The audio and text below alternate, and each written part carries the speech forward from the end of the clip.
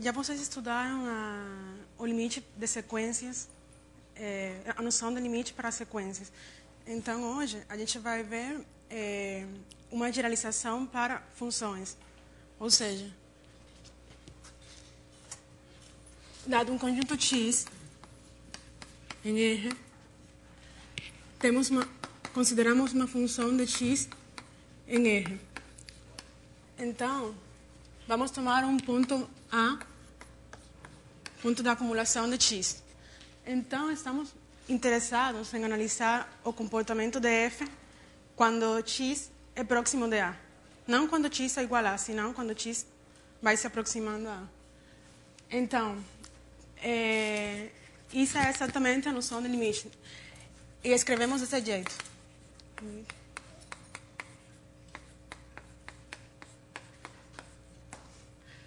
Isso quer dizer que a função f no ponto x, quando x é próximo a, f vai ser próximo dele. Então, a definição seria: isso acontece se, para todo epsilon maior do que zero, existe um delta maior do que zero, tal que, se x pertence ao conjunto x e 0 menor do que x menos a, menor do que delta, módulo. Então,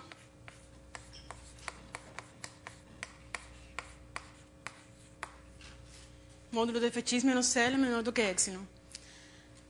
Aqui, essa condição menor é para garantir, é porque a gente não precisa analisar quando x é igual a. De fato, a função f não tem que ser definida no ponto A. Tá bom?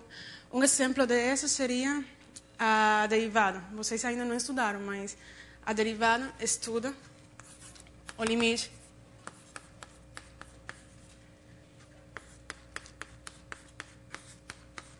se esse limite existir, isso seria igual à derivada de x de f no ponto A.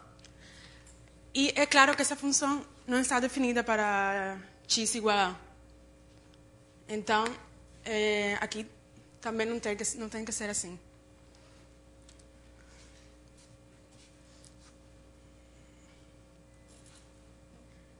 Bom, o ponto a gente pede que o ponto A seja o ponto da acumulação de x para garantir que eu posso ter o x tão próximo de A quanto eu quiser. Tá?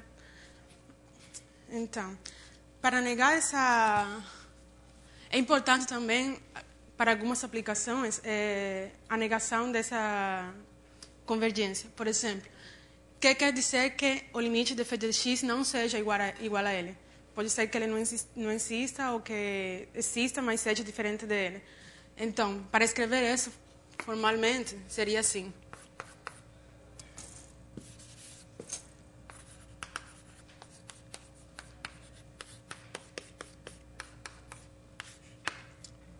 Ou não exista.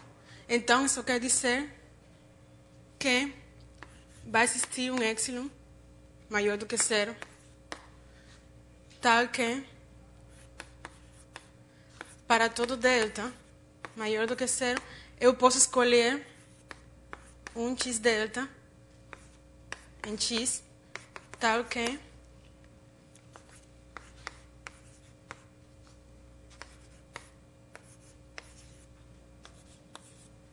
mais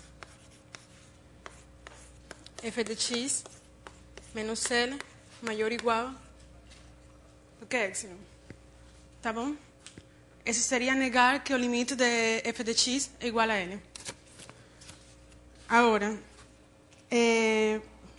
vamos ver o seguinte teorema.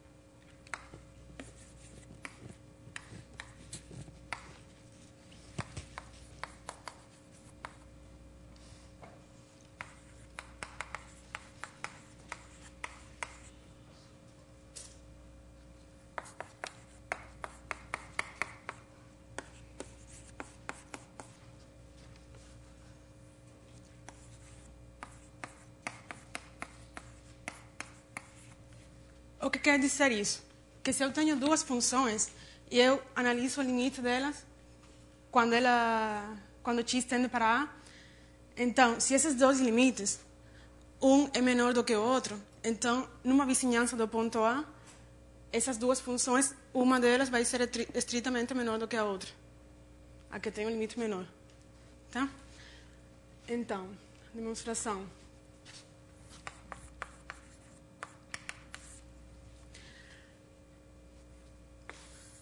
Vamos dizer que esse aqui é o ponto...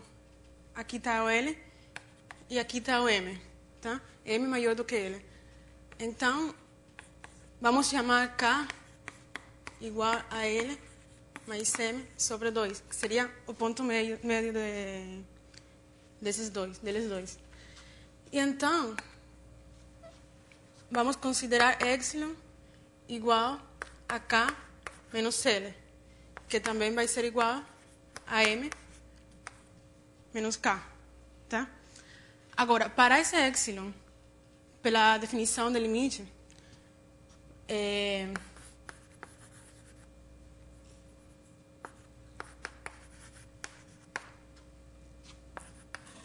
escolhemos delta 1 tal que se x pertence ao conjunto x e x menos... Bom, que maior do que 0.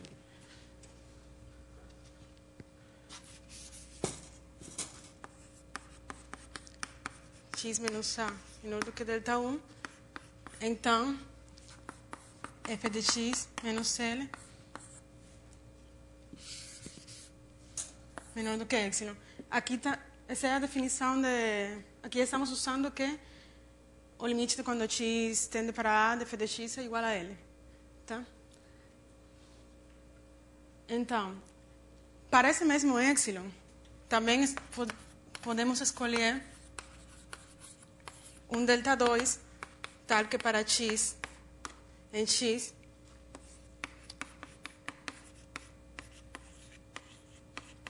temos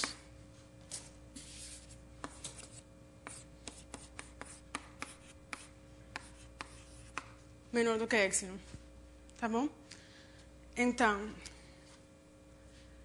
se a gente escolhe, então, delta como sendo o mínimo entre delta 1 e delta 2, então, para x, que pertence a x, e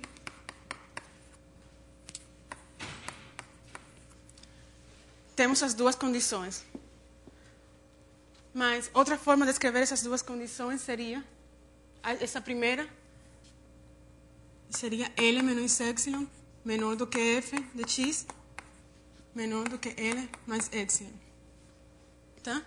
E a segunda, M menos epsilon menor do que G de x menor do que M mais epsilon.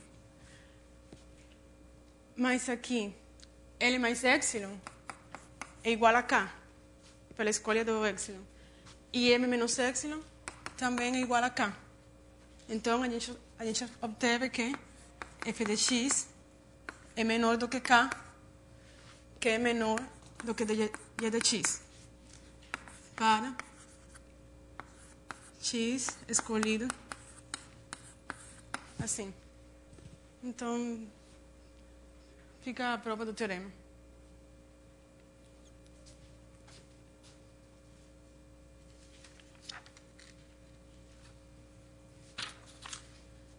Bom, aqui...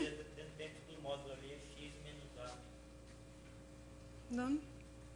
Dentro do módulo da última. Claro. Obrigada.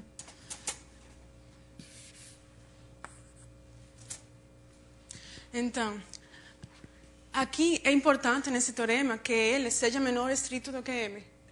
Porque para a gente ter um epsilon positivo, foi necessário que a diferença seja positiva. Então, se L for igual a M, eu não posso garantir que numa vizinhança de A, uma função vai ser menor do que a outra. Também, bom, é claro que esse sinal pode ser maior também, não tem problema nenhum, é a mesma prova. Então, como colorário, seguinte.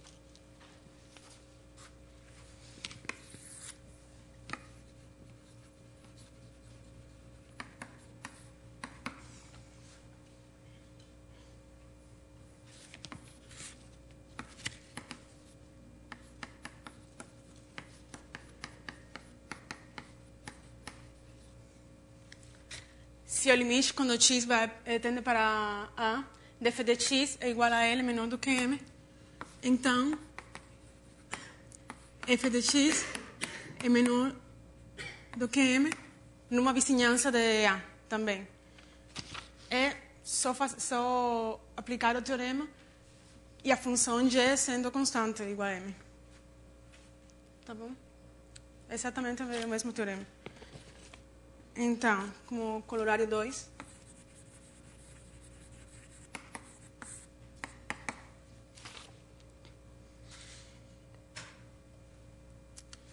se limite quando x tende para A de f de x igual a M,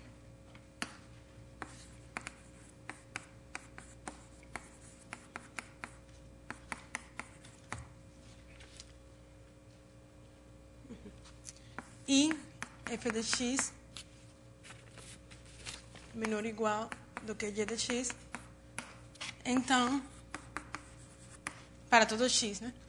Então, L é menor ou igual do que M. Tá?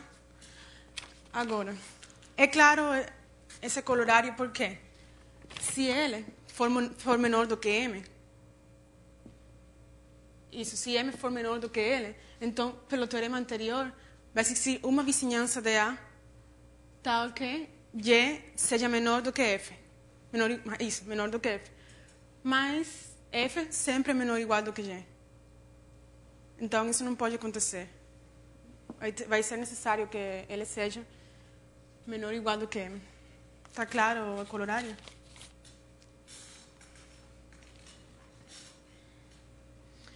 Então, bom, aqui é importante também observar que, como a noção do limite é local, só interessa o comportamento da função numa vizinhança do ponto onde eu estou analisando o limite. Então, aqui nesse colorário, eu não preciso que f de x seja menor ou igual do que g de x para todo x. É somente necessário que isso aconteça para x numa vizinhança de A. Tá? Então, sei lá, somente importa isso, não é preciso exigir que seja para todo x. Então, teorema 2.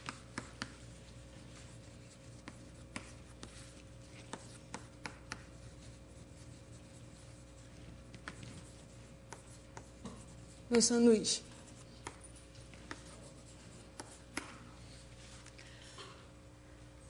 Bom, esse teorema diz que se eu tenho num espaço x, o limite, quando x vai para df de x é igual a limite quando x tende para a de g de x igual a L. E eu tenho uma função h de x em R tal que f de x menor ou igual do que h de x menor ou igual do que g de x. Então, o limite quando x tende para A de h de x tem que ser igual a L também.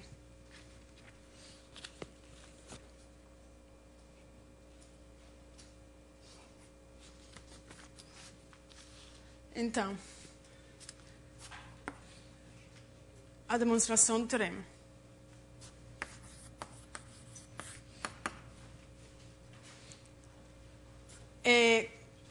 Como o limite de f de x, quando x tende para A é igual a L, então, consideramos um epsilon maior do que zero.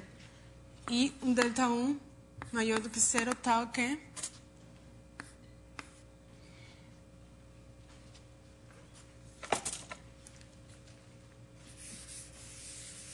vou colocar aqui embaixo, tal que 0 implica que f de x menos L menor do que epsilon. Ou seja,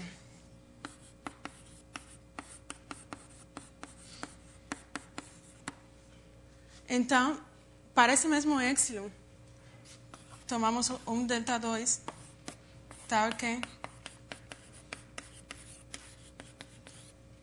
implica que d de x menos L é menor do que epsilon, porque o limite de g também é L.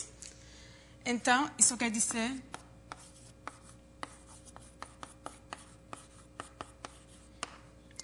mas, como a gente tem essa relação aqui, então temos o seguinte: L menos epsilon é menor do que f de x, menor ou igual do que h de x, menor ou igual do que g de x, menor do que L mais epsilon. E isso é para todo x tal que onde delta é escolhido como o mínimo de delta 1 e delta 2, para garantir que essas duas condições se satisfazem. Tá bom? Então, essa condição aqui me diz que o limite, quando x tende para a de h de x é igual a n. Porque o epsilon eu escolhi desde o começo, e então, para esse epsilon, eu consegui um delta tal que h de x satisfaz que ela está entre L menos epsilon e L mais epsilon numa vizinhança de A. Também, bom, como no teorema anterior, não é preciso, como no corolário anterior, não é preciso exigir essas desigualdades aqui para todo x no conjunto x. É somente necessário numa vizinhança de A.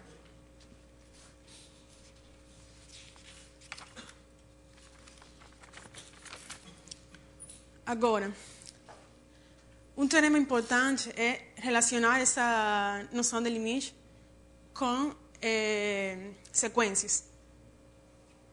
Então, temos o seguinte teorema.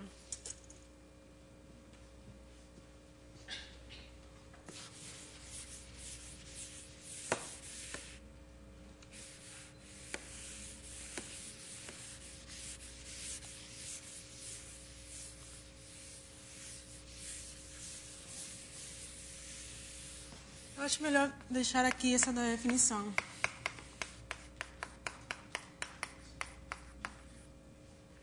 Tá? Posso pagar aqui?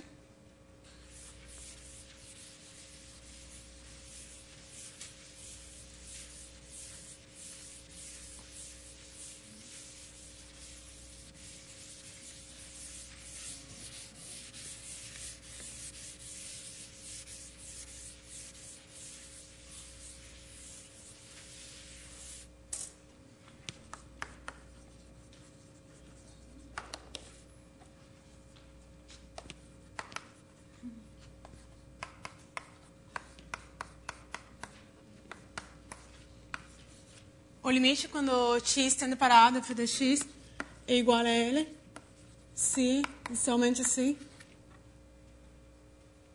para toda sequência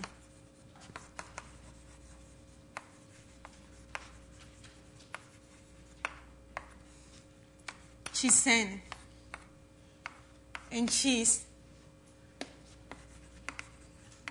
com limite de xn é igual a tensor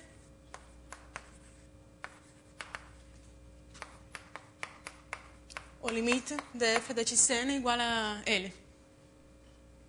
Essa é uma sequência e f de xn é outra sequência também. Então, vamos provar esse teorema. Então, vamos supor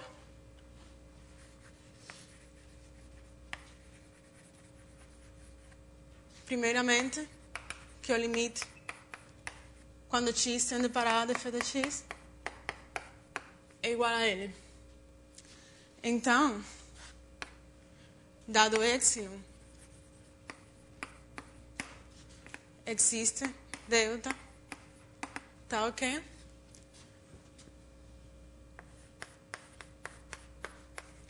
Se x está no conjunto x e x menos a módulo é menor do que delta, então f de x menos L é menor do que epsilon. Agora, consideramos uma sequência xn cujo limite é a qualquer.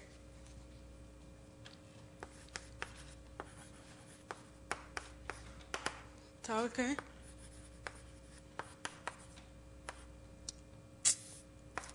Limite de xn igual a. Como o limite de xn é igual a, então existe um n0, tá ok? Para n maior do que n0, temos xn menos a é menor do que delta. Já esse delta foi dado já. É menor do que delta. Mas por essa condição acima, isso implica que f de xn menos L é menor do que epsilon. Então, a sequência f de xn tem que tender também para L.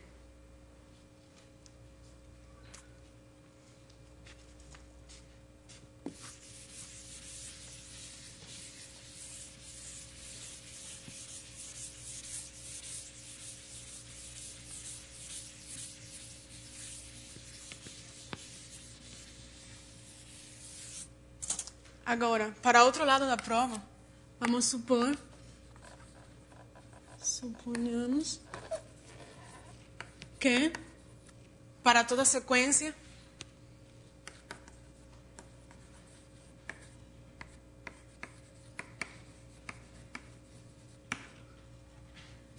xn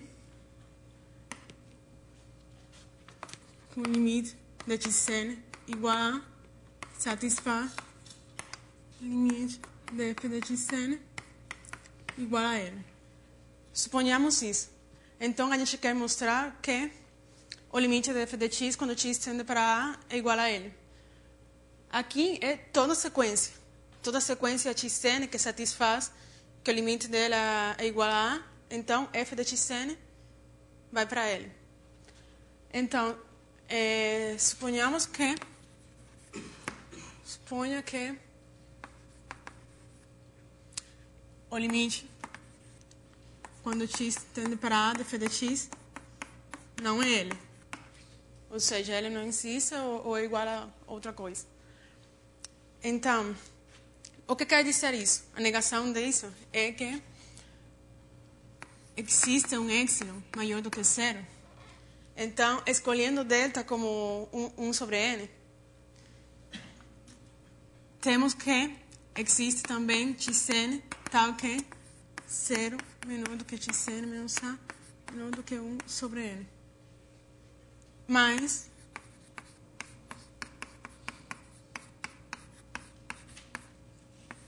maior ou igual do que epsilon. Essa é a negação. Eu estou negando que o limite de f de x é igual a L. Então, para o delta, eu escolhi 1 sobre n, porque para qualquer delta. Para esse 1 sobre n, eu escolho um número qualquer, xn. E isso, então, por essa condição, vai formar uma sequência tendendo para A. Mas que f de xn não pode ir para L, porque a diferença, o módulo de diferença é maior do que epsilon. Então, é um absurdo. É uma contradição. Não posso... O limite de f de x tem que ser igual a L, necessariamente.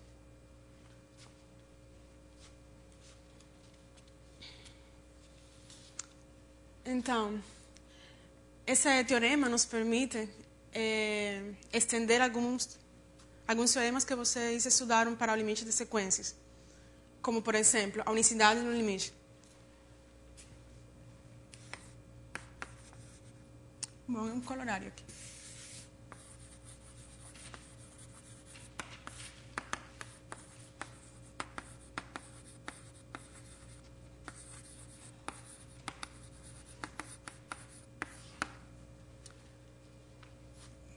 Então, se o limite, quando x tende para a de f de x é igual a L, e o limite quando x tende para a de f de x é igual a M, então, necessariamente, L tem que ser igual a M.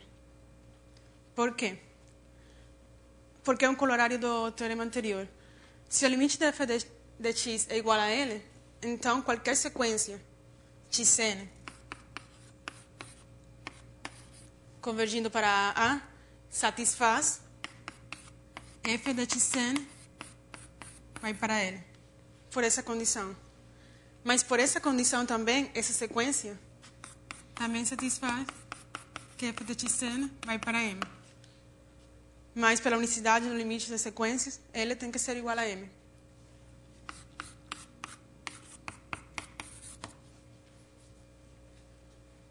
Ficou claro o corolário? Então, outro corolário.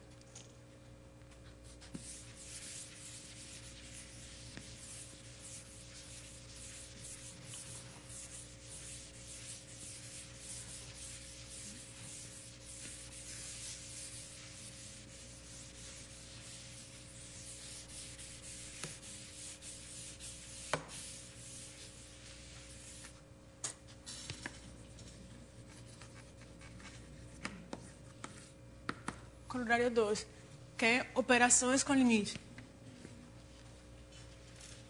Se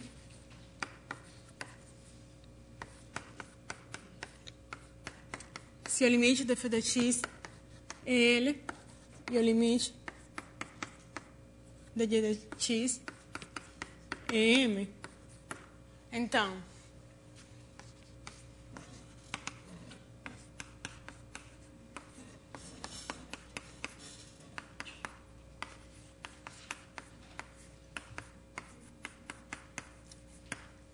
o limite da soma é a soma dos limites. E a mesma coisa com a diferença.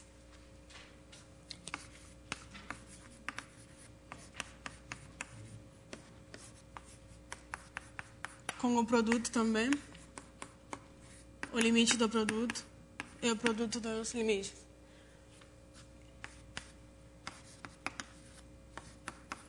E também o limite de f de x sobre g de x é igual a L sobre M se M é diferente de zero. Tá?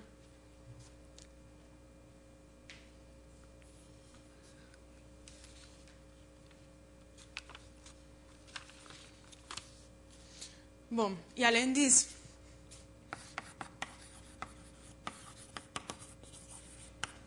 se o limite quando x tende para a de f de x é igual a zero e G é limitada numa vizinhança.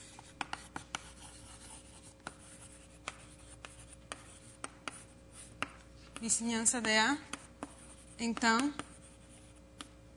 o limite de f de x vezes g de x é igual a zero.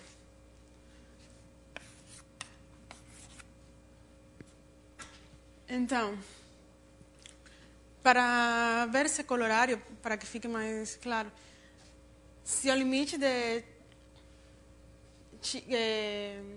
quando x tende para a de f de x mais g de x, bom, para ver que isso é igual a L mais M, pegamos uma sequência também xn,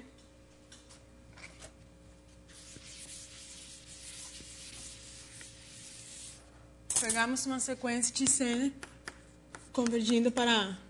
Para qualquer sequência xn que converge para A, eu tenho que f de xn converge para L e g de xn converge para M. Então, como f de xn e g de xn são sequências também, o limite de f de xn mais menos g de xn é igual a L mais menos M. Porque vocês já estudaram essa propriedade no limite das sequências. Tá? Então, para o produto e o quociente é a mesma coisa também. E, para ver essa última afirmação daqui, como G é limitada numa vizinhança de A, com E, podemos escolher uma sequência xn convergindo para A, tal que G de xn, o módulo, seja menor do que um C dado. Tá? Porque hoje a G é limitada numa vizinhança de A. Então, G de xn vai ser menor do que C e limite de f de xn é igual a zero. Então, também pela propriedade que vocês estudaram nas sequências, o limite de f de xn vezes G de xn é igual a zero.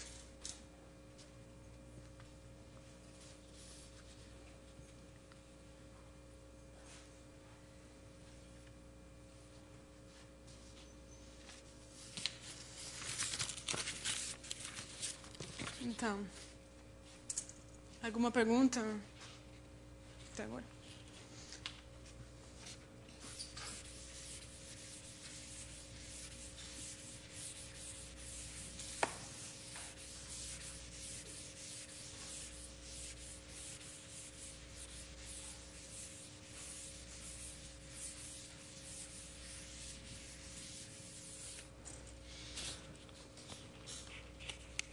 Então, o teorema seguinte diz que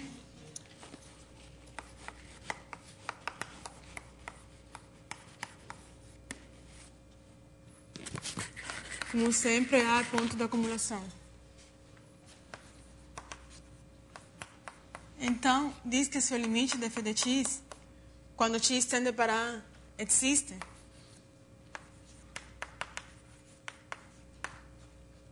então, f é limitada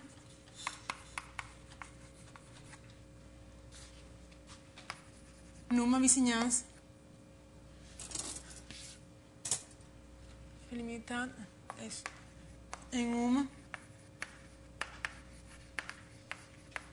vizinhança de A.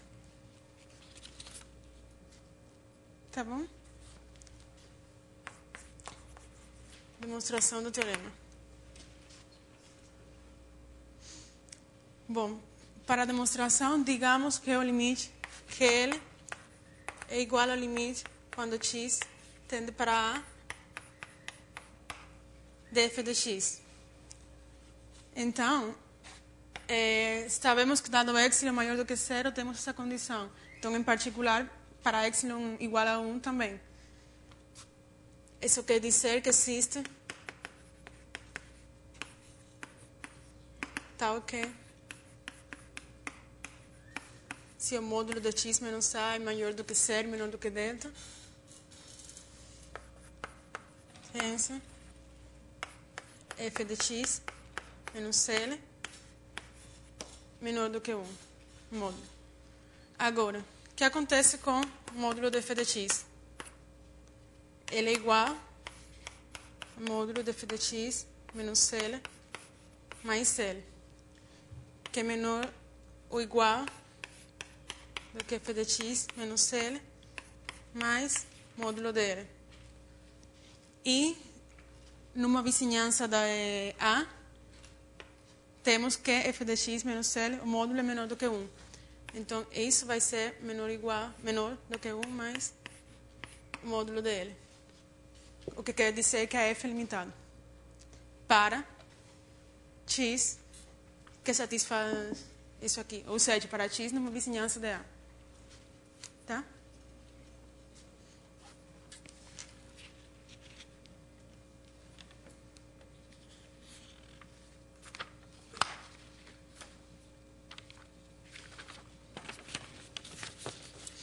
Então, para concluir essa parte, vamos ver alguns exemplos para fixar mais a definição do limite.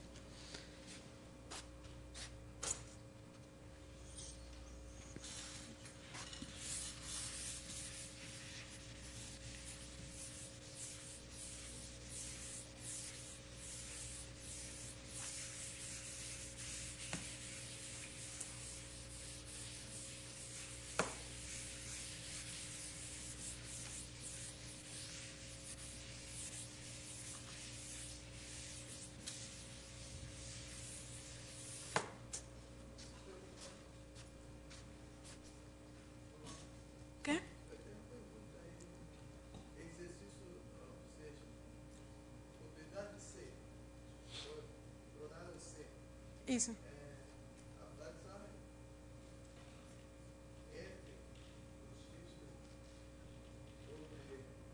G de x.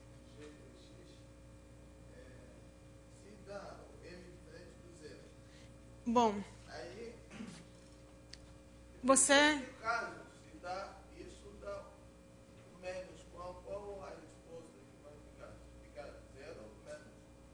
M diferente do zero. Qual a possibilidade? Chegar, a gente não chegou à conclusão do M diferente do zero. Quando m igual a zero, o que acontece? Você quer saber? Isso. Quando m igual a zero, isso vamos ver mais na frente. Podem acontecer várias coisas, dependendo do limite da f também. Se o limite de y é zero e o limite de f é diferente de zero, então, isso é claro que não vai estar definido. Mas se o limite de f for zero também, então pode acontecer qualquer coisa. Mais na frente vamos ver alguns exemplos desse caso, dessa situação.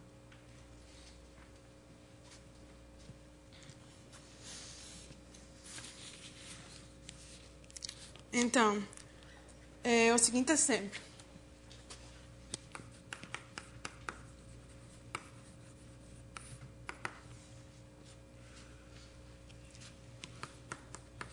F de x, tomamos f de x constante igual a 100.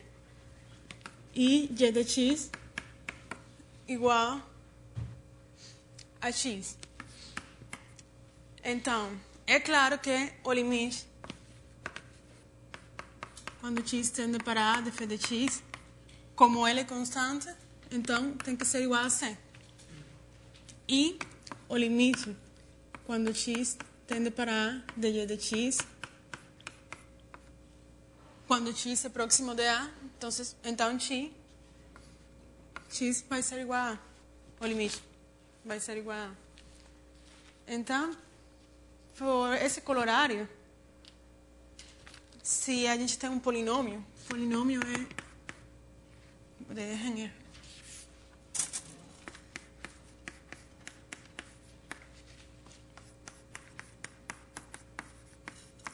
sendo igual a p de x igual a 0, mais a1x, bom, a2, x2, e a n, x a n.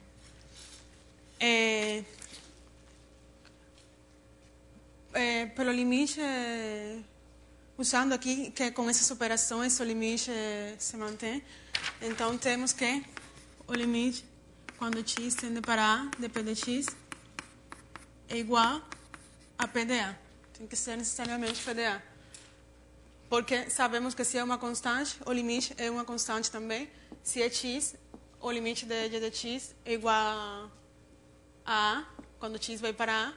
Então, se é x quadrado, seria a multiplicação e por aí. Então, a soma também tem que acontecer isso aí. Agora, o que acontece com as funções racionais? Uma função racional, f de x, é igual a um quociente de polinômios. P e Q são polinômios. Então,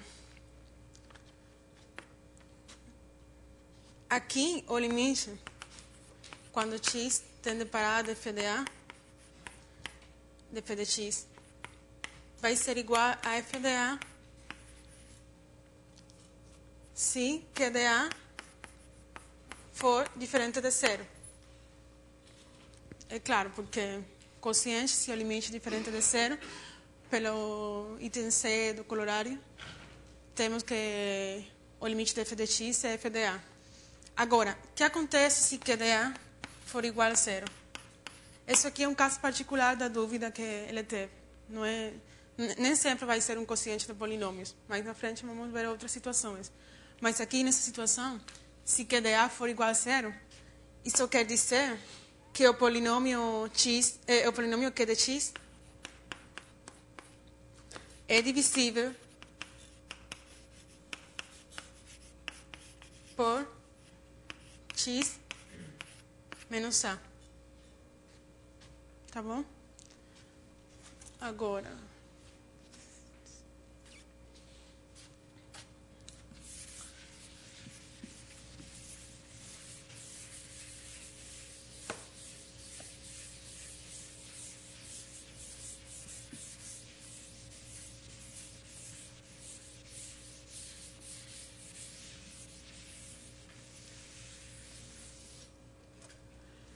se Q de x é divisível por x menos a, então Q de x podemos escrever ele como x menos a elevado a k por outro polinômio Q1 de x, onde Q1 de a é diferente de zero, para garantir que x menos a não divide de novo a Q1 de x.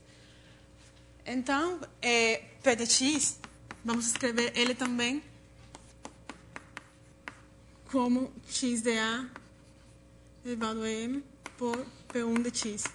M poderia ser zero. X menos a não tem que dividir a P de x. Então, assumimos de novo que P1 de a é diferente de zero. Então, o que acontece com o quociente então, aqui, f de x?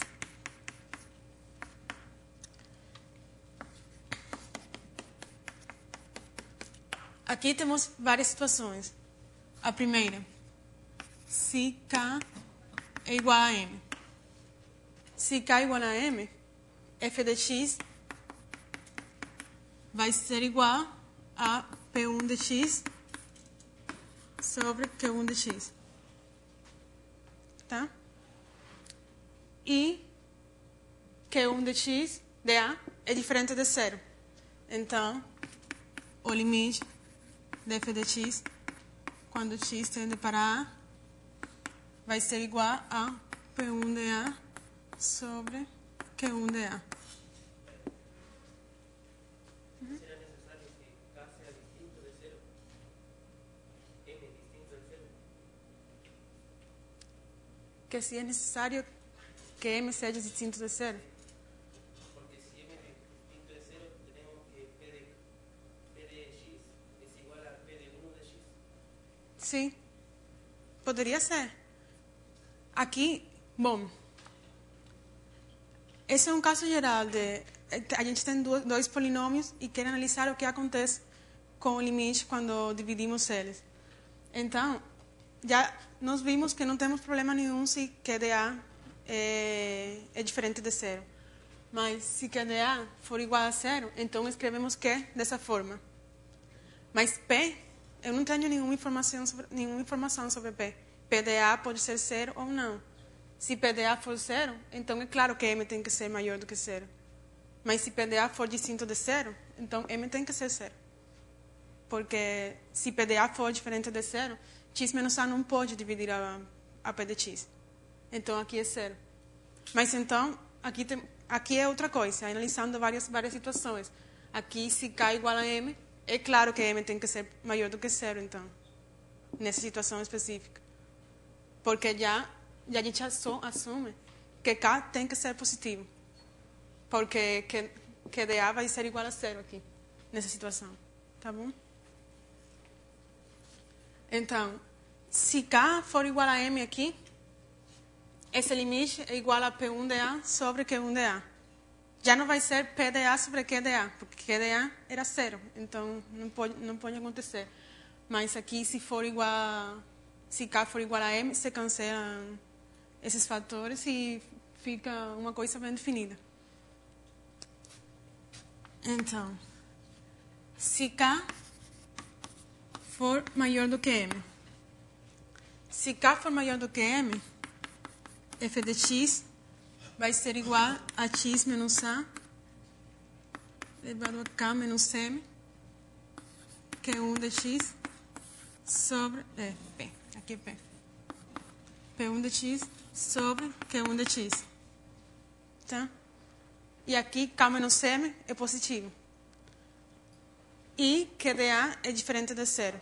Então, nessa situação, o limite de f de x quando x vai para a, aqui vamos obter Q1 de a, que é diferente de zero, e aqui acima obtemos zero. Então, esse limite vai ser zero também.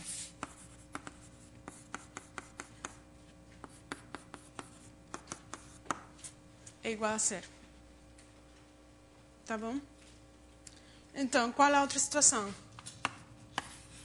Se k for menor do que m. M pequeno. se K for menor do que M. Se K for menor do que M, então f de x é igual a P1 de x sobre x menos A,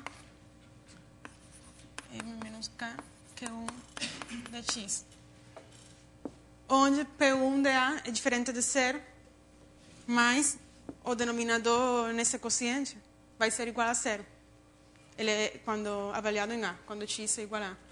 Então, nesse caso, aí essa função não vai ser f de x, não vai ser limitada numa vizinhança de A. Porque quanto mais próximo x é de A, é maior.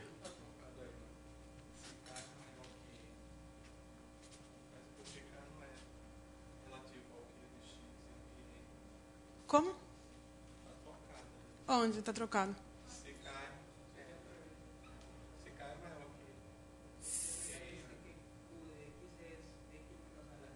Ah, é porque aqui, como eu inverti aqui, então estou confundindo. Bom, aqui acho que é mais fácil se eu fizer isso. Porque assim tá bom? É porque como eu coloquei acima em outra ordem, então... É aqui. O que acontece então? PD1 em A é diferente de 0. E o quociente vai ser igual a 0 quando em A. Sim? Já que você entendeu bem o que é exatamente o índice não é uma potência. Ali é mesmo, tá?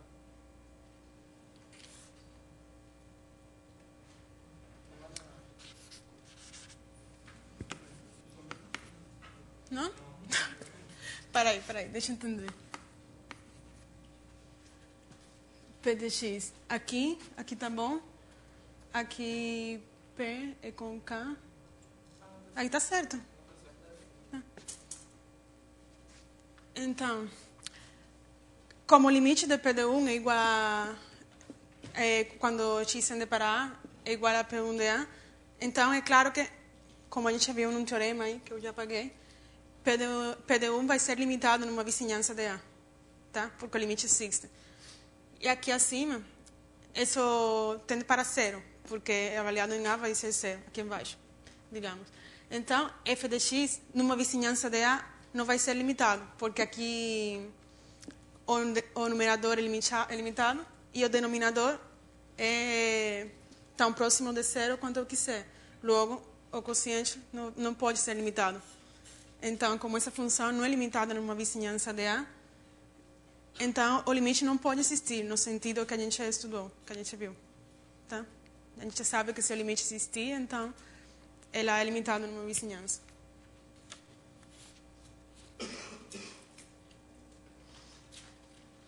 Então, esse é uma análise da situação com o limite de quociente de duas funções quando o denominador é igual a 0, o limite é igual a 0. Em geral, quando não são polinômios, como nesse caso, você tem mais variedade de resultados, de coisas que podem acontecer.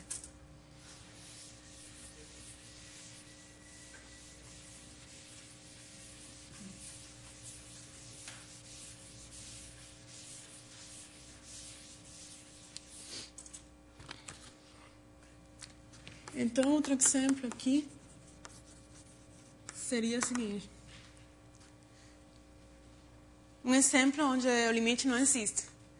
Tomamos x igual a r menos 0.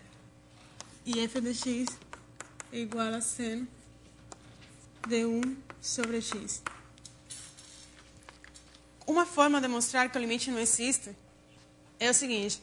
A gente tem que o limite existe se somente se qualquer sequência xn tendendo para A, f de xn tendendo para A também. Então, se eu consigo duas sequências tendendo para A, xn, yn tendendo para A, e f de xn e f de yn têm limites diferentes, ou algum deles não existe, então o limite não pode existir. Então, aqui, consideramos essa sequência. xn igual a 2 sobre 2n menos 1 π. Tá? É claro que o limite de xn é igual a zero. Porque n vai para infinito. E o que acontece com f de x? F de xn é igual a seno de 2n menos 1 sobre 2 π. Mas essa seno de 2n menos 1 sobre 2 π vai ser igual sempre a mais ou menos 1, dependendo da paridade da n. Então, é claro que esse limite não pode existir, porque se n, dependendo da paridade, ele toma valores alternados. Então, esse limite não existe quando n vai para infinito. Então, como esse limite não existe, o limite de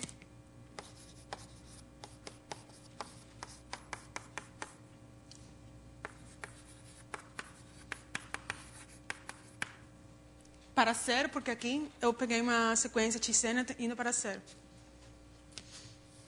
Agora, esse limite não existe, mas esse outro aqui, sim.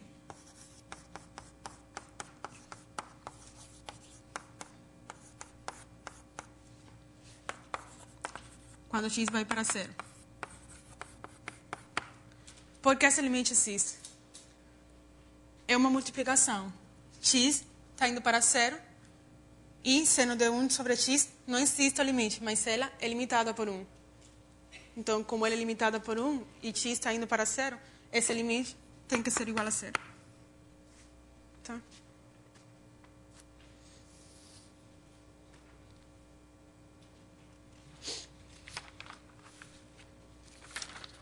Bom, esse primeiro exemplo é um exemplo onde o limite não existe no ponto para x igual a zero, mas existe para x diferente de zero.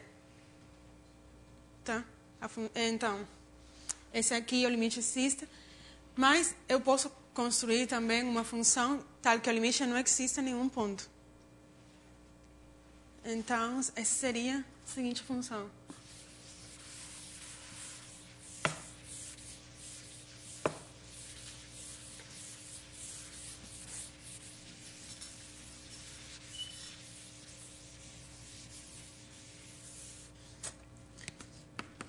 F de x é igual a zero se x é racional. E é igual a 1 se x é irracional. Tá? F de R em F.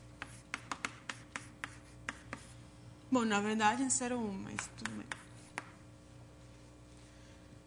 Agora, consideramos um ponto qualquer A, arbitrário.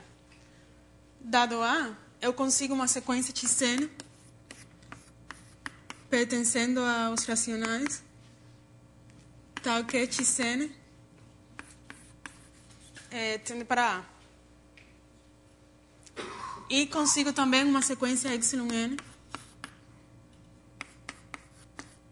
de racionais, tal que εn tende para A.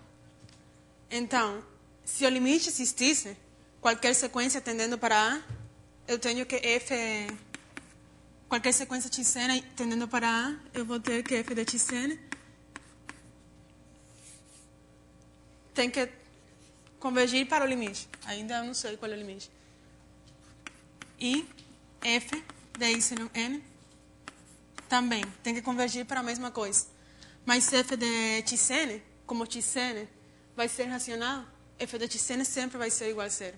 E como ele é constante igual a zero, o limite tem que ser zero. E aqui, yn, ele vai ser irracional sempre. Logo, f de yn tem que ser igual a 1. Ele é constante igual a 1, então o limite é 1. Mas 0 é diferente de 1. Então, o limite em A não pode existir. E A é arbitrário, é qualquer A.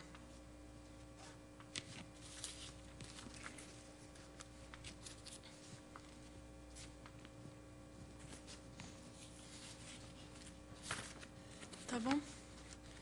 Bom, então, isso conclui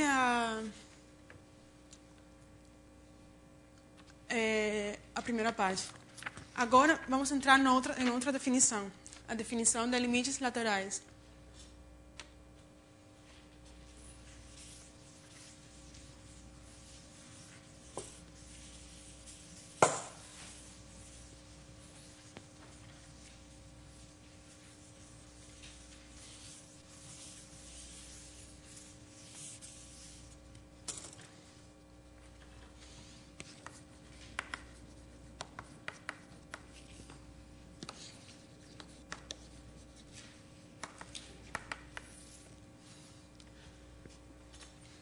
Bom, para limites laterais,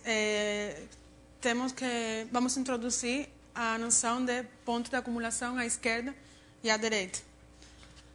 Bom, nós sabemos que um ponto A é ponto de acumulação no conjunto X se em qualquer vizinhança de A vai existir um ponto de X, do conjunto X.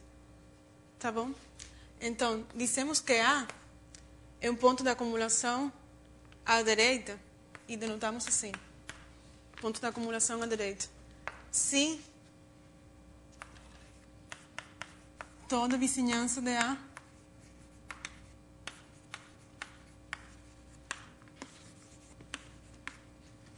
possui um ponto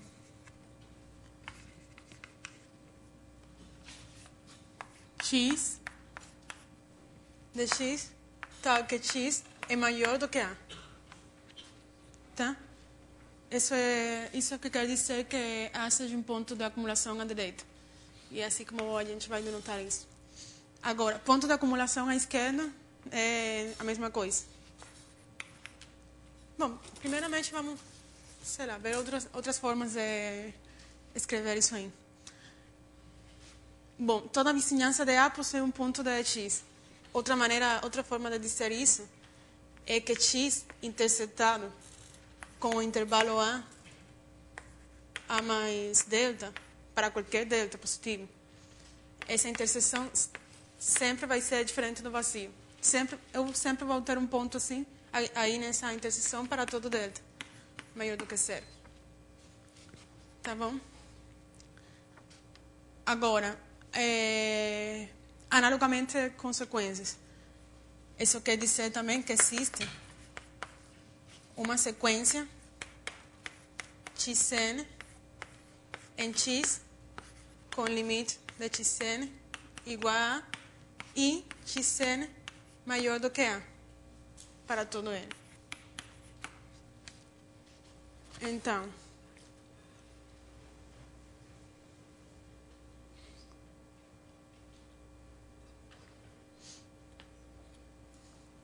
e bom, também podemos dizer também que A é ponto de acumulação do conjunto Y, quando Y é X interceptado com A mais infinito.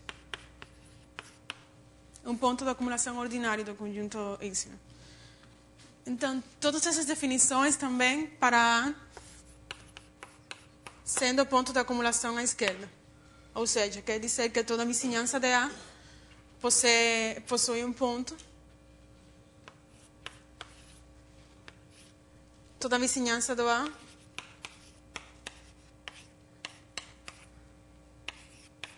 vai possuir um ponto que seja menor do que A e que pertence ao conjunto X. E, bom, as outras definições são análogas também. Um exemplo de ponto de acumulação é a direita.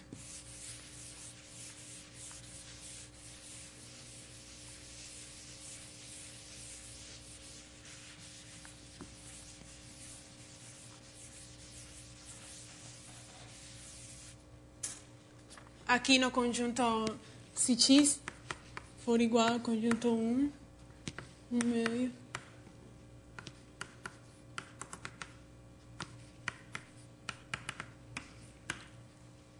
infinito, então zero, o limite dessa sequência, quando n vai para infinito, é zero.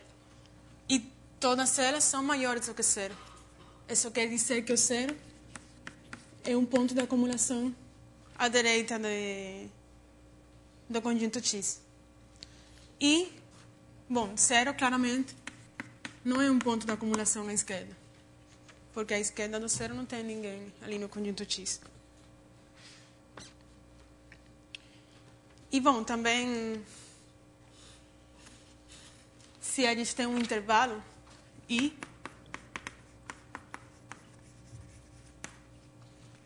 e C é um ponto de acumulação à direita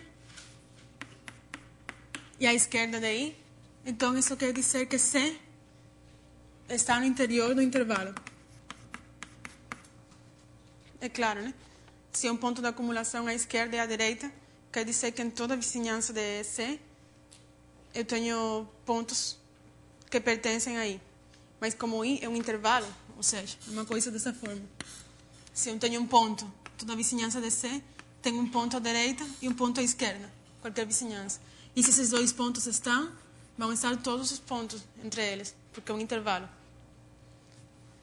Logo, C está no interior de I.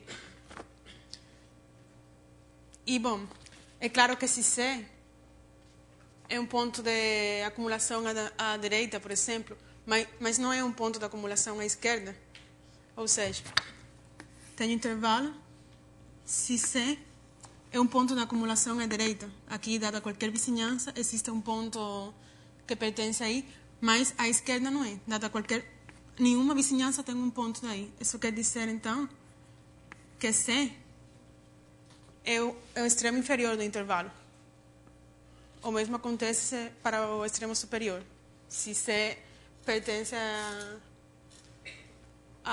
é um ponto de acumulação à esquerda, mas não é um ponto à direita, então ele tem que ser um extremo superior do intervalo I. Então, a definição de limite à esquerda, então, seria, e à direita, limites laterais.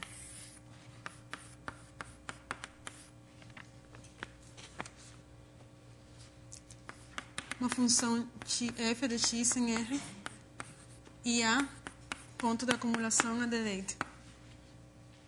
Então, dissemos que limite à esquerda, e denotamos assim, df de x é igual a L, se para todo epsilon maior do que 0, existe um delta maior do que 0, tal que 0 menor do que x menos A menor do que delta. Aqui não precisa módulo, porque como A é um ponto de acumulação à direita, todo x nessa vizinhança vai ser maior do que A. Então, aqui não precisa de módulo. Isso implica que f de x menos L menor do que x. Então, essa é a definição do limite à direita. A mesma coisa, limite à esquerda. Se A for um ponto de acumulação à esquerda, então existe um delta tal que 0 é menor do que A menos x menor do que delta, vai implicar que o módulo de f de x menos L é menor do que epsilon. Agora, as propriedades gerais que vimos para o limite ordinário se adaptam também aos limites laterais. Quer dizer, o limite da soma é a soma dos limites, o limite da diferença, a diferença dos limites. Produto e quociente quando o denominador é diferente de 0.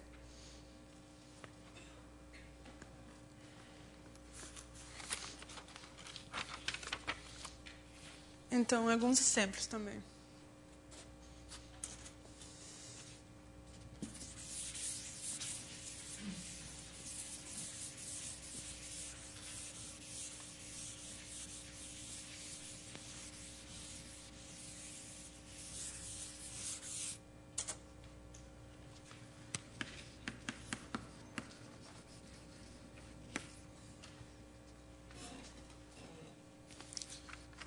Uma coisa importante também dos limites laterais é que... Deixa eu escrever aqui embaixo. O limite, quando x vai para A, df de x, existe se A for um ponto de acumulação, à direita e à esquerda, né? Se A pertence. Esse limite existe se e somente se os limites laterais existem e são iguais.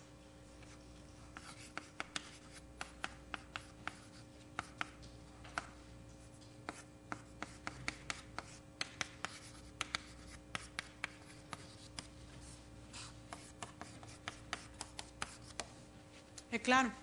Então, outra forma de mostrar que um limite de uma função não existe é pegar os limites laterais. Se eles são diferentes, então o limite não pode existir nesse ponto. Agora, exemplos como vimos, consideramos f de x igual a seno de 1 sobre x. Para essa função, os limites laterais não existem, nenhum dos dois. Por quê? Acho que a gente viu aqui. O limite é zero, né? O limite para quando x tende a zero pela direita seria considerar uma sequência x de x positivos, e foi exatamente o que a gente fez aqui. Consideramos uma sequência xn positiva, cujo limite é zero, mas o limite de fxn não existe. Então, o limite à direita não pode existir. O limite à esquerda tampouco, também não. Por quê? Consideramos xn como menos 2 sobre 2 n menos 1 π. E então é a mesma coisa, exatamente. Então, para essa função, não existem os limites laterais.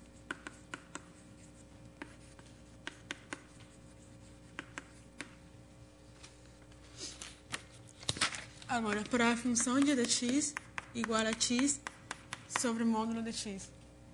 Bom, essas funções todas estão definidas em R menos 0. Aqui essa não está definida em 0 e aqui também não. Essa função, os limites laterais sim existem. Por quê? G de x sobre x é igual a 1 sobre o módulo de x é igual a 1 se x for maior do que 0. E se x for menor do que 0, ela é igual a menos 1. Logo, para x maior do que 0, ela é constante igual a 1. Isso quer dizer que o limite quando x lateral, quando x vai para 0 pela direita, vai ser igual a 1. E o limite quando x tende para 0 pela esquerda, de g de x é igual a menos 1. Porque nos dois casos elas são constantes. Igual a 1, igual a menos 1. Tá bom? Isso também garante que o limite, quando x vai para 0 dessa função, não existe, em geral. Porque pela direita e pela esquerda são diferentes.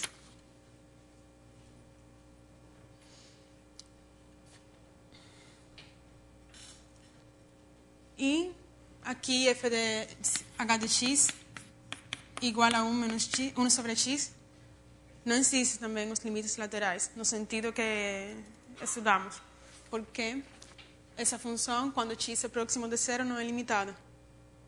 Logo, não pode existir limite à esquerda e à direita. Tanto faz o sinal do x.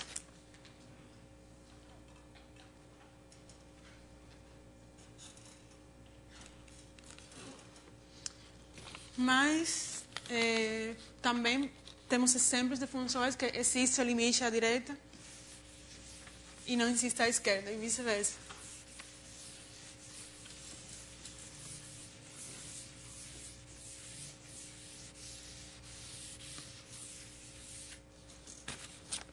Um exemplo é φ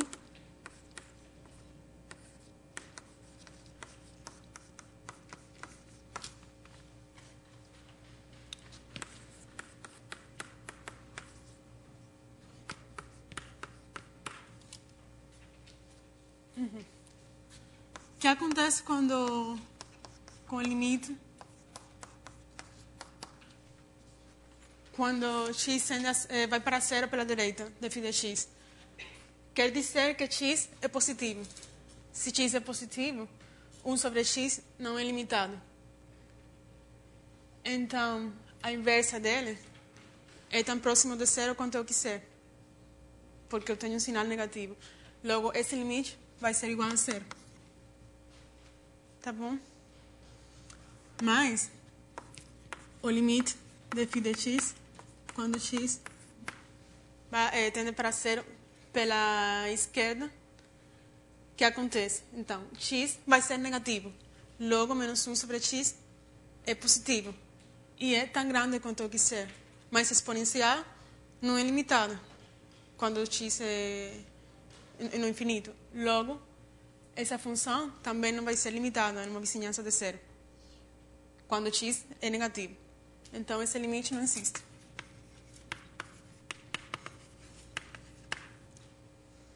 Tá bom?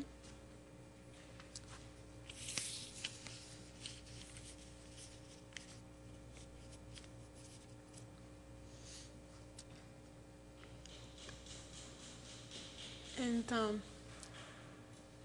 para o seguinte teorema, temos que definir a noção de função monótona.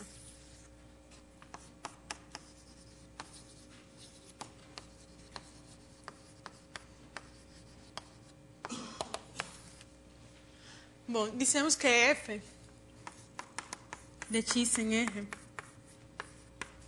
é monótona crescente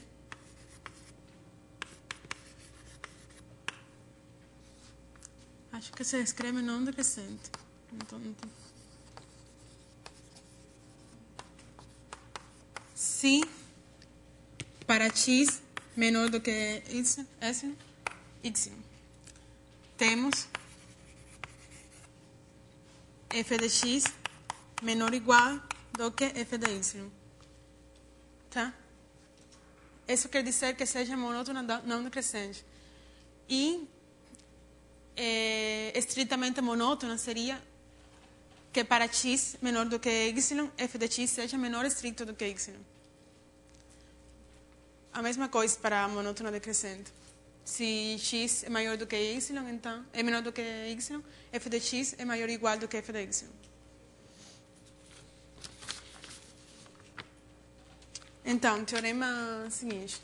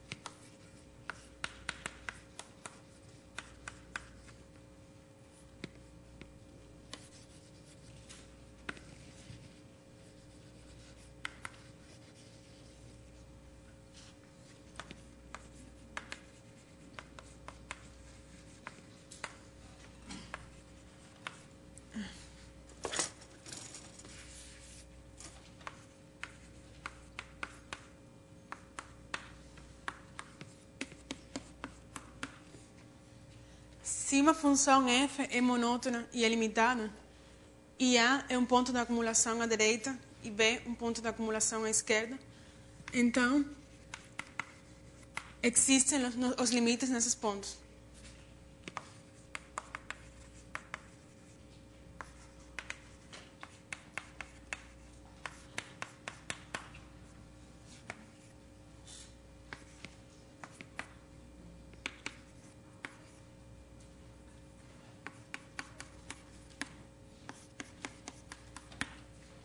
Tá? Uma função monótona limitada, quaisquer dois pontos, que sejam pontos de acumulação à direita ou à esquerda, então vão existir um limite nesses pontos. Como prova disso, o seguinte. Bom, vamos supor que, para fixar ideias, que a função f é monótona não decrescente. Tá? Suponhamos f monótona não decrescente.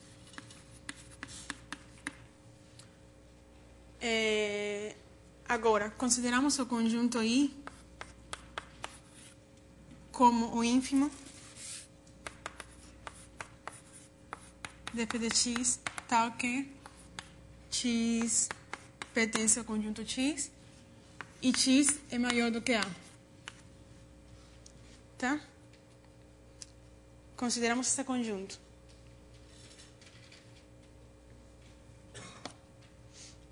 Agora,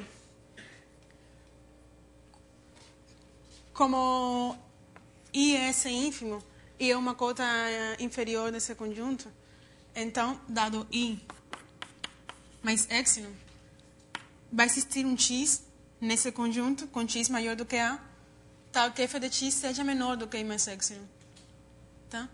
Tal que I seja menor do que f de dado x. Bom, podemos fazer o seguinte.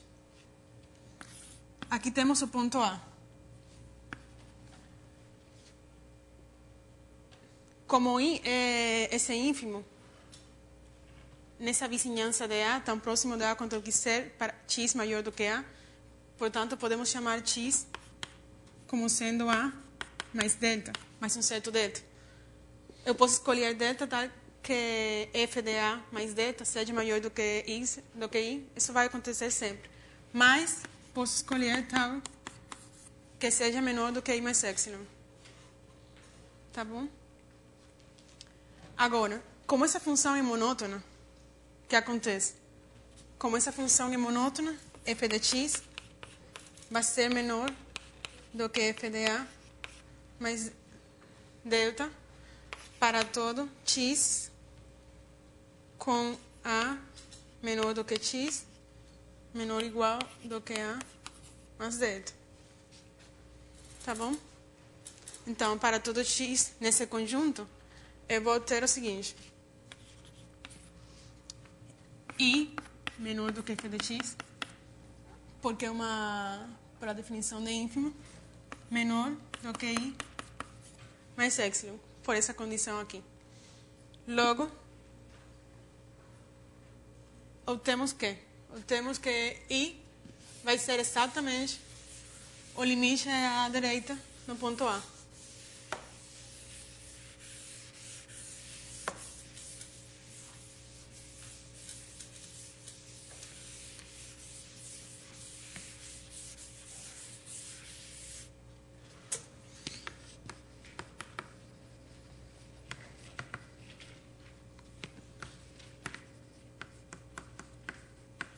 Existe e ele vai ser igual a I. Não tem que ser limitado. Só ser monótono bastaria já? Sim, bastaria. Na verdade, sim, bastaria com ser monótona. Aqui, nesse caso, a gente pede limitada somente para garantir que esse ínfimo vai ser um número finito, que I é finito. Tá? Se não for limitado, poderia, sei lá, f pode ser tão pequeno quanto eu quiser. Então, para a noção de limite que temos aqui, precisamos que esse limite seja um número positivo, um número real. Isso. Só para isso que precisamos limitado. Mas, num contexto mais geral, o limite pode existir à esquerda e à direita sem precisar que seja limitado, considerando limites infinitos. Que isso vamos ver aqui também nessa aula, um pouco mais à frente.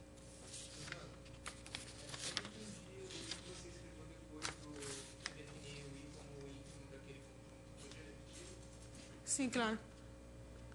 Depois de definir aqui, esse I, é o seguinte. Como o I é ínfimo desse conjunto, pela definição de ínfimo, eu tenho que, dado qualquer epsilon, eu vou conseguir um ponto x que pertence a esse conjunto e f de x seja menor do que I mais epsilon. Tá? Só que eu chamei esse ponto de A mais delta. Porque o ponto x eu sei que tem que ser maior do que A, porque está nesse conjunto. Então, eu só chamei de A mais delta. Vai cumprir isso aqui. Então, pela monotonicidade da função, f de x tem que ser menor ou igual do que f de A mais delta para todo x entre A e A mais delta. Então, por isso eu concluo essa desigualdade aqui, essas duas desigualdades. Já, então, o que provamos? Que CI, que é por isso que precisamos que seja finito, que seja limitado, nesse caso, a função, porque CI vai ser um número real. Então, para esse I, eu vou mostrar que o limite à direita no ponto A vai ser, df tem que ser igual a esse I.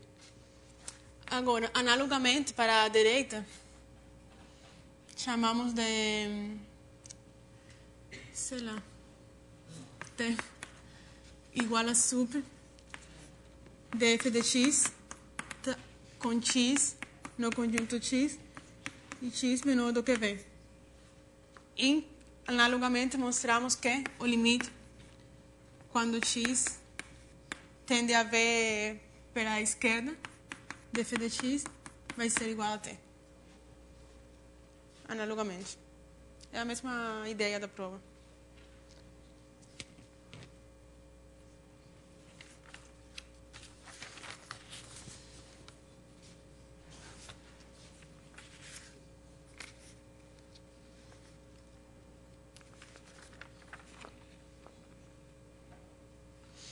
Bom, então agora vamos estudar vamos estender também essas definições de limite que vimos para limites no infinito. Quando limite de x, quando analisamos essa expressão df de x igual a L, o tempo todo a gente supõe que A é finito e que L é finito. Então, agora vamos ver o que acontece quando A é mais ou menos infinito e L é mais ou menos infinito. Tá bom?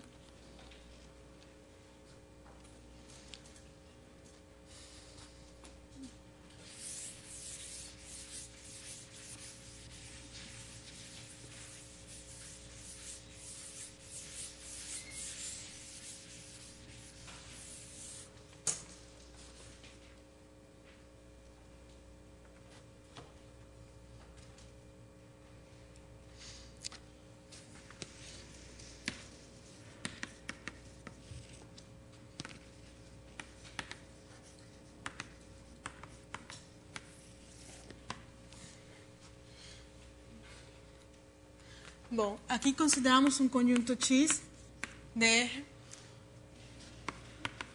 ilimitado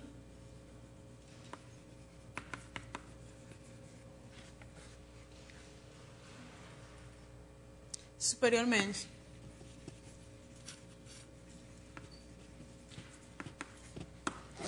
Pedimos que seja limitado superiormente para x ser quanto maior quanto a gente quiser.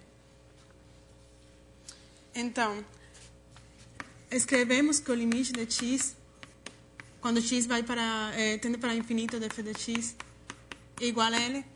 Quando escrevemos isso?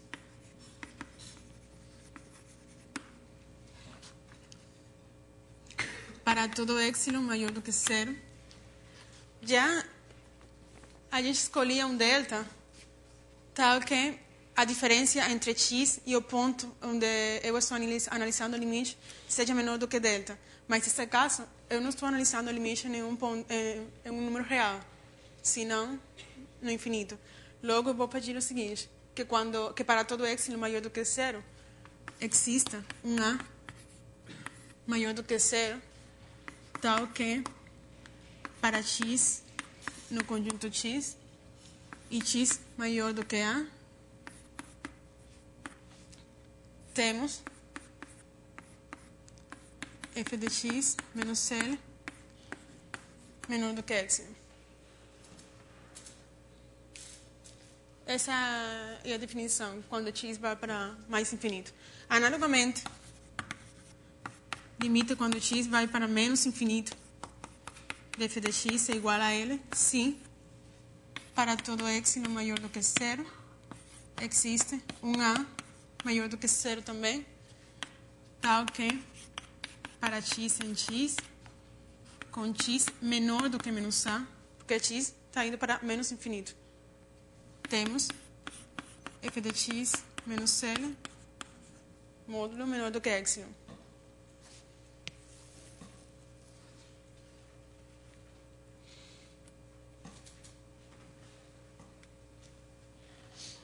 Então, aqui nesse teorema de monotonicidade, considerando os limites no infinito como sendo limites laterais também, vale esse teorema que vimos que uma função monótona possui limites laterais sempre. E aqui nesse caso, bom, se a função não é limitada, não tem problema, o limite pode ser finito ou infinito.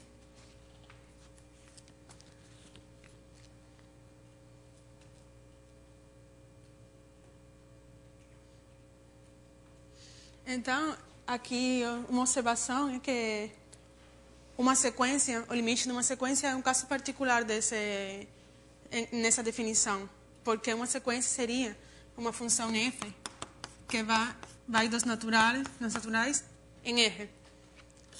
E então, nós analisamos o limite quando n vai para infinito. Logo, é exatamente isso que estamos pedindo.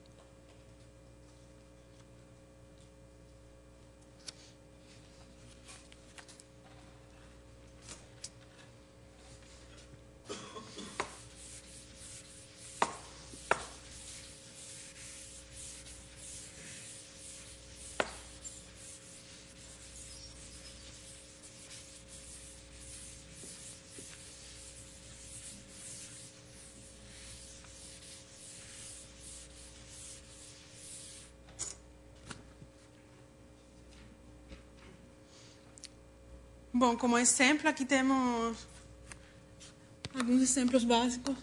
Limite de 1 sobre x, quando x vai para mais infinito. Quer dizer, quando x vai para mais infinito, esse número vai sendo pequeno, tão próximo de zero quanto eu quiser. Logo, esse limite é zero. O mesmo acontece quando x vai para menos infinito. Tá? O sinal mudando e também não tem problema. O limite é aqui, de seno de x.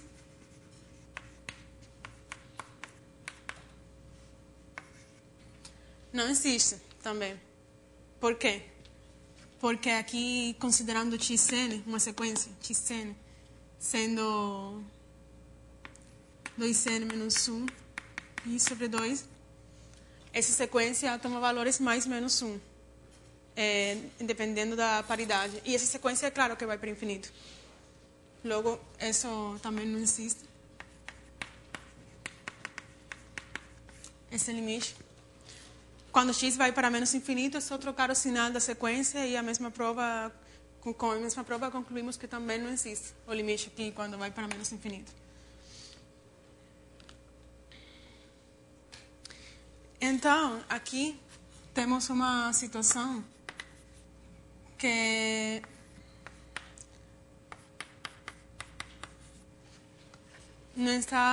a gente não estudou ainda.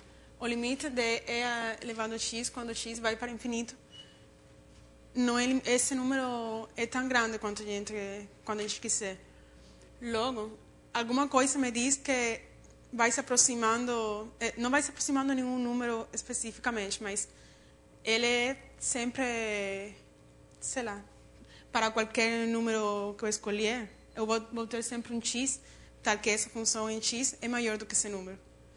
Então, para isso, precisamos introduzir outra definição para estudar situações como essas.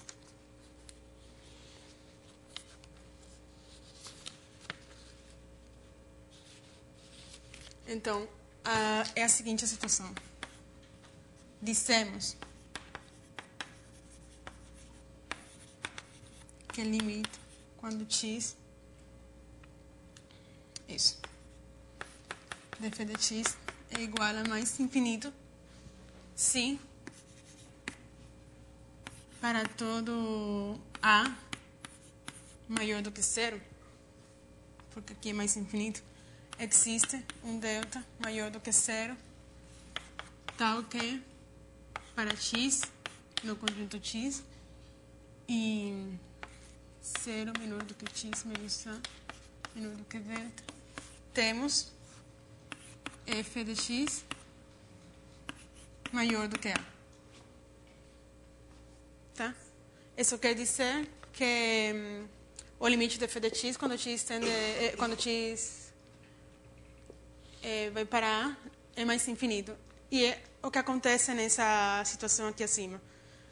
Só que aqui o a seria mais infinito. Uma questão de notação. Então, bom, poderíamos concluir isso aqui. Então, aqui são análogos também definições como, por exemplo, quando aqui limites laterais, à esquerda ou à direita. Seria só retirar o módulo e ver o que acontece para cada lado de A. E, igualmente, o limite quando A é mais ou menos infinito é análogo. É análogo não. É facilmente estendível por vocês. Acho que a definição é clara.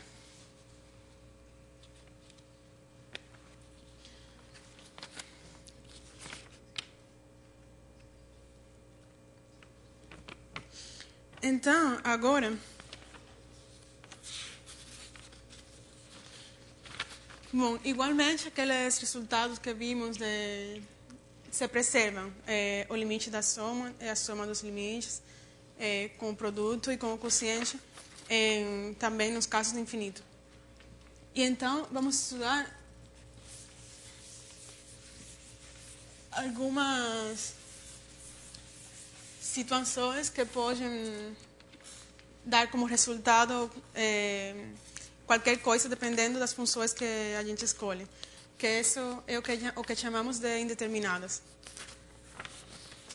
Por exemplo, situações de funções de limites, onde eu tenho um quociente que o numerador tem limite zero e o denominador tem limite zero também. Aí pode acontecer qualquer coisa. Quando tenho diferença de duas funções com limites infinitos também. Também quociente onde os dois são infinitos. Esse tipo de situações assim são chamadas de indeterminadas. E vamos ver exemplos onde pode acontecer várias coisas. Aqui, para a primeira dessas situações acima, aqui tem várias, não é só essas que eu escrevi. Aqui escolhemos, primeiramente vamos escolher duas funções f, g, de x em r, com limite de f de x, quando x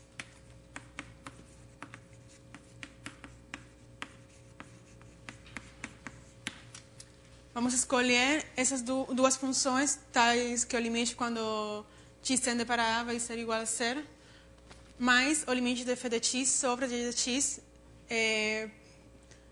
pode ser várias coisas. Por exemplo, vamos escolher elas tais que o limite seja c. Para isso, escolhemos f de x igual a c vezes x.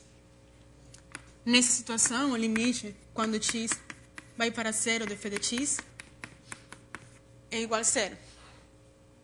Tá? E escolhemos g de x igual a x. Aqui também o limite quando x tende para zero de g de x é igual a zero. Mas o quociente que acontece com ele. O limite quando x vai para zero de f de x sobre g de x, f de x sobre g de x, isso seria f de x sobre g de x é igual a c, porque o x se cancela. Mas esse limite vai ser igual a c. E c foi um número real escolhido arbitrariamente.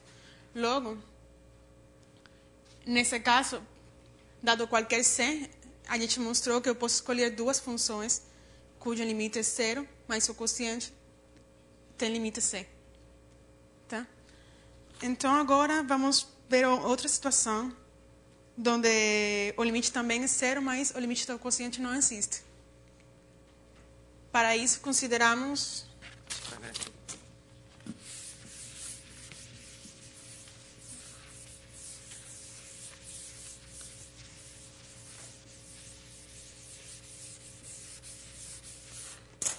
consideramos f de x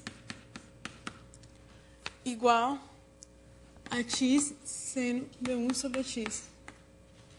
E g de x igual a x. É isso. Então, o limite quando x vai para zero de x seno de 1 sobre x é igual a zero, porque o seno é limitado e x vai para zero. Já vimos isso como exemplo anteriormente. Esse limite é zero, e esse limite também é zero quando x vai para zero.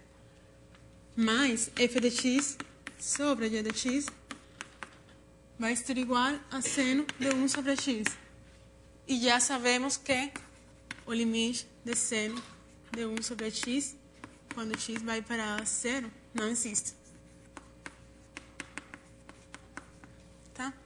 Então, acabamos de apresentar um exemplo de duas funções convergindo para zero, quando x tende para zero, mas o quociente não existe o limite.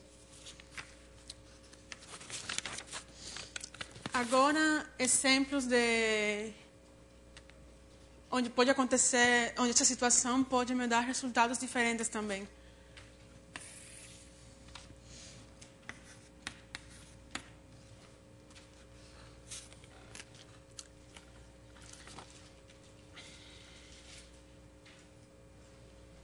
Agora, vamos fazer a mesma coisa com C. Vamos escolher um número real C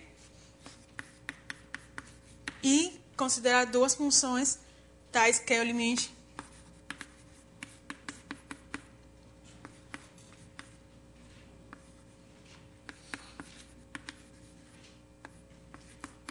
tal que o limite em A delas duas coincide e é igual, bom, o limite é igual a mais infinito, mas o limite da diferença é C.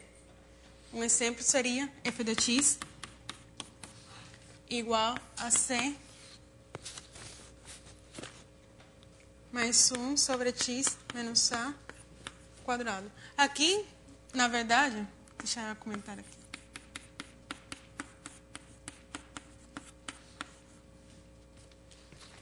X menos A, 1 sobre x menos A quadrado, quando x tende para A, isso vai para infinito.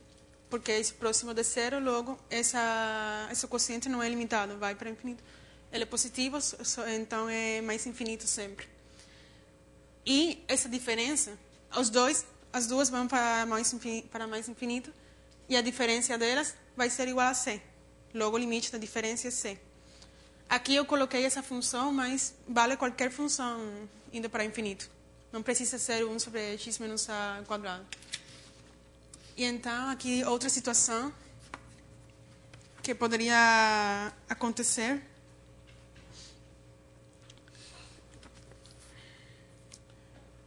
Usando a mesma ideia do exemplo anterior, seria tomar f de x igual a seno de 1 sobre x menos A mais 1 sobre x menos A ao quadrado.